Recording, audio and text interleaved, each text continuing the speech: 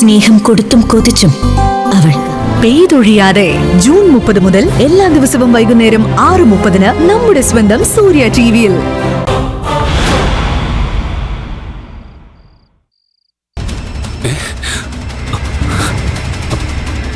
എവിടെ വെച്ചാ സംഭവം നടന്നത്? നീയെല്ലാം നേരിട്ട് കണ്ടോ? മഹിമയ്ക്ക് പരിക്കുവല്ലം പറ്റിയോ? ഇല്ല, മുകുന്ദൻ എന്നെ വിളിക്കാറില്ല. അതൊക്കെ ഞാൻ നേരിട്ട് കാണുമ്പോ പറയാം. ശരി, വെക്കട്ടെ. മഹിമയ്ക്ക് എന്താ പറ്റിയത്? ഒന്നും പറ്റിയില്ല. അവളെ അപായപ്പെടുത്താൻ ഗോപാൽജിയും സഞ്ജുവും ആളുകളെ വിട്ടിരിക്കുന്നു. കൃത്യസമയത്ത് മുകുന്ദൻ എത്തിയതുകൊണ്ട് മഹിമ രക്ഷപ്പെട്ടു.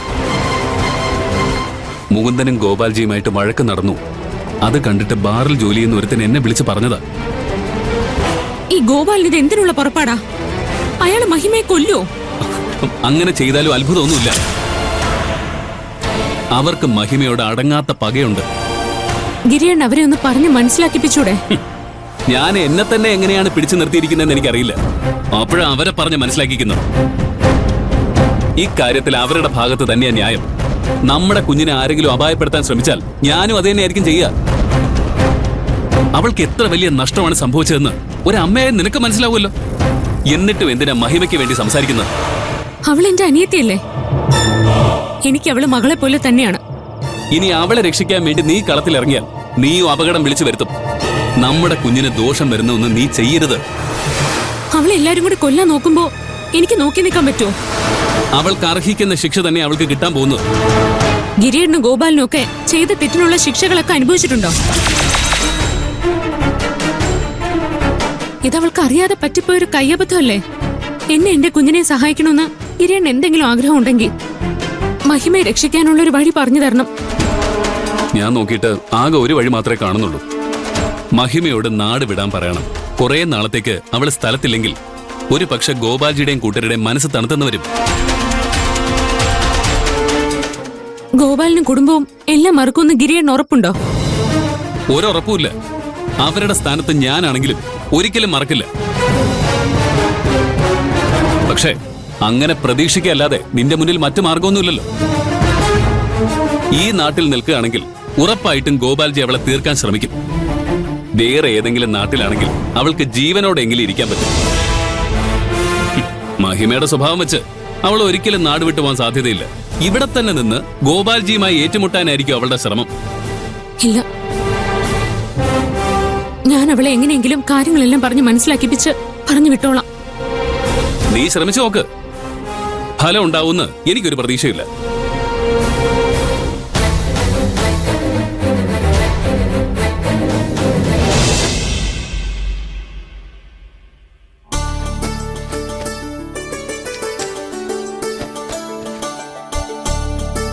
മോളെ, ഇന്ന് ക്ലാസ്സിൽ പോകുന്നുണ്ടോ?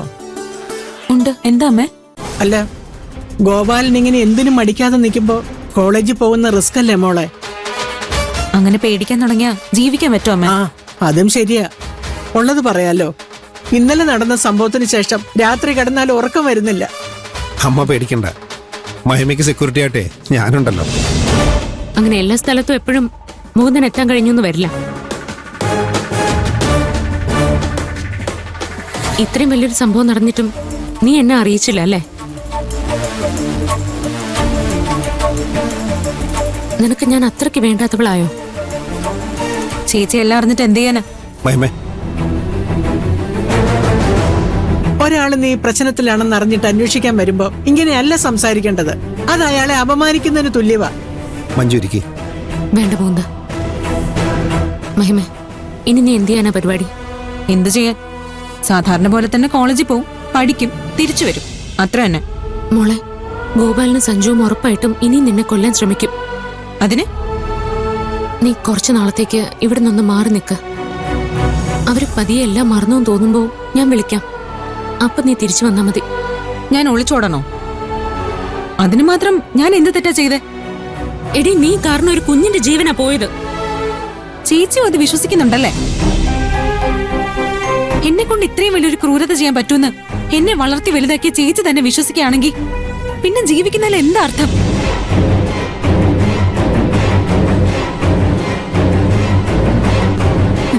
ഇതിലും ഭേദം മരിക്കുന്നത് തന്നെയാ.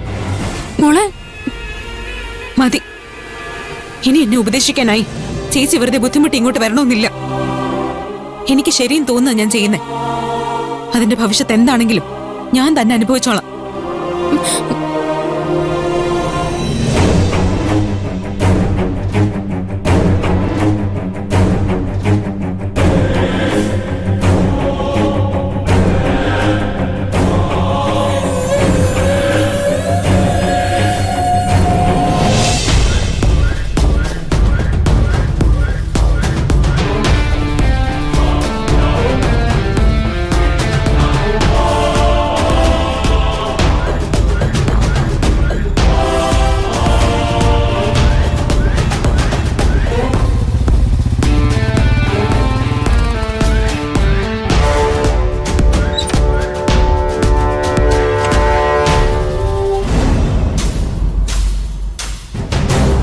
അമ്മേ, അമ്മേ,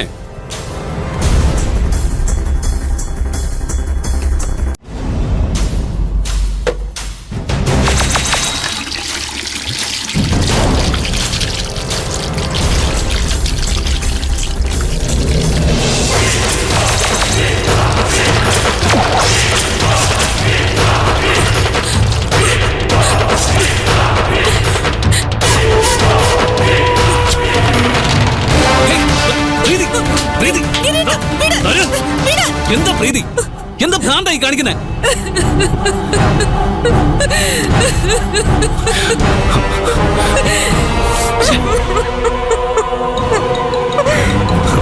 പ്രീതി,